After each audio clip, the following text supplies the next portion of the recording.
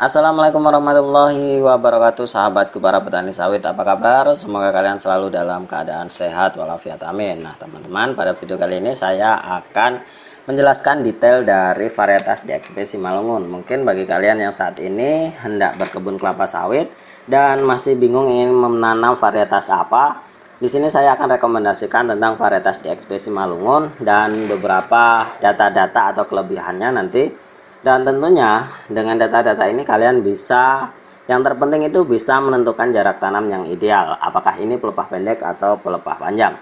Langsung saja teman-teman, tidak perlu banyak cincong-cincong ya, langsung saja kita data yang pertama yaitu rata jumlah tandan. Nah di sini teman-teman disebutkan rata jumlah tandannya itu adalah 13 tandan per pohon per tahun. Ini adalah rata-rata teman-teman, jadi bisa lebih dari 13, bisa kurang dari 13. Kalau kalian tidak percaya, silahkan kalian hitung sendiri selama 1 tahun ada berapa tandan yang muncul di sana. Bisa lebih dari 13, bisa kurang dari 13, itu kalau menurut saya. Lalu rata berat tandannya adalah 19,2 kg per tandan. Lumayan berat teman-teman, namun ini dihitung bukan dari umur yang usia muda. Jadi ini rata ini dihitung ketika sawit sudah dewasa ya, sudah umur sekitar 7 tahun ke atas, baru didapatkan berat rata-ratanya 19,2. Jadi ada potensi rata beratnya ini lebih dari 19,2, atau bukan ratanya, ada potensi ada tandan yang melebihi dari 19,2 kg. Namun ada potensi juga yang kurang dari itu. Tentunya ini hanya rata-ratanya teman-teman. Potensi produksi tanda buah segar TBS per tahun per hektar ini adalah 33 ton.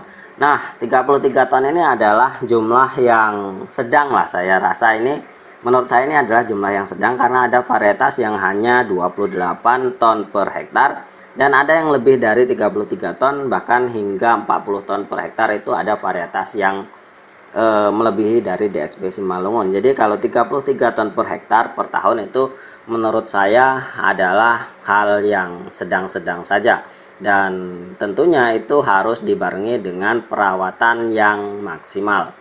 Dan selanjutnya yaitu rendemen, potensi CPO, potensi PKO, potensi CPO ini kita tidak perlu tahu teman-teman ya, hanya sekedar tahu saja. Namun sebagai petani kecil dan awam seperti kita yang seperti ini tidak penting amat lah ya, kira-kira seperti ini. Seperti itu. Iodin, valu, kandungan beta karoten, nah ini teman-teman pertumbuhan meninggi ini yang perlu kita tahu. Pertumbuhan meningginya dari DXP Simalungun yaitu 75 sampai 80 cm per tahun.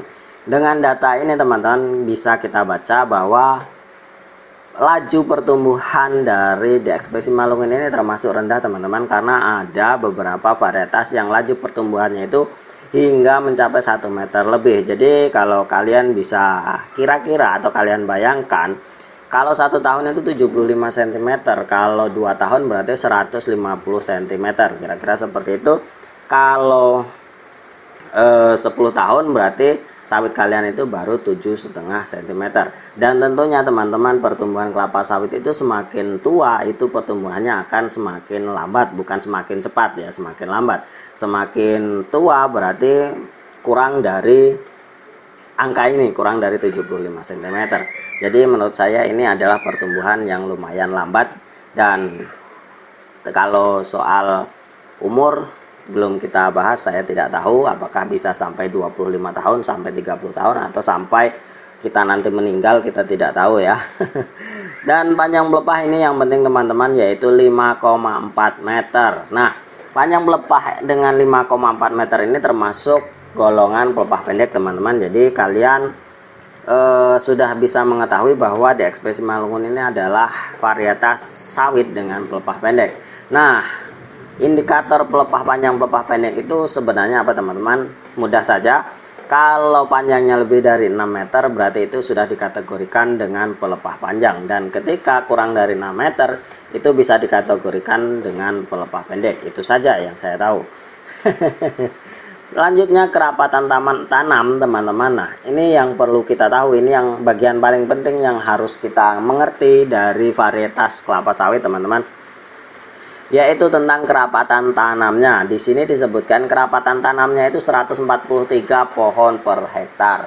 Nah, teman-teman, inilah hal inilah yang paling kita harus tahu. Ketika dalam brosur disebutkan dengan 143 batang, ini berapa sih jarak tanamnya? Ketika brosur itu menyebutkan 143 batang, teman-teman, berarti bisa kita asumsikan bahwa itu dengan ukuran 9x9x9 segitiga sama sisi. Jangan salah, teman-teman, ketika setiap brosur kelapa sawit itu selalu menggunakan segitiga sama sisi. Bisa kalian lihat bagaimana cara menghitung segitiga sama sisi di video-videonya sebelum video ini ya, di channel ini tentunya. Dan kalau disebutkan 136 batang, itu berarti 10 kali 10 segitiga sama sisi, teman-teman. Bukan segi 4 ya. Kalau segi 4 itu bisa 1,5 hektar kalau 143 batang ya, atau 1 hektar seperempat lah, kira-kira seperti itu. Jadi semuanya itu menggunakan segitiga sama sisi atau mata 5 kalau kita ini di desa-desa menyebutnya seperti itu. Jadi kalau mata 1 itu tentunya dajal ya, teman-teman.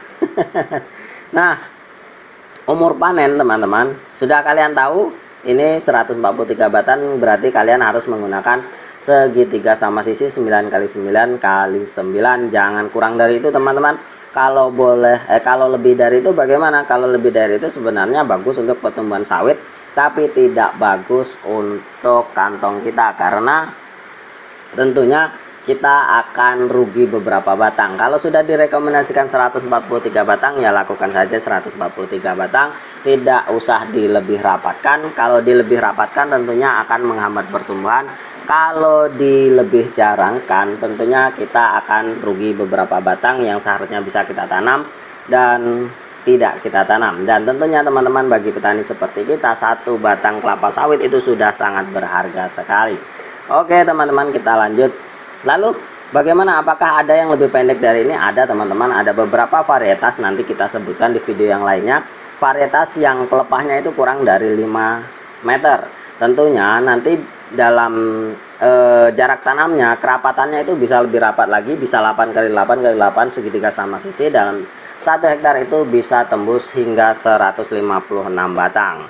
Itulah, teman-teman. Nah, yang selanjutnya adalah umur panen. Umur panen itu 28 hingga 30 bulan, teman-teman, sudah bisa kita panen.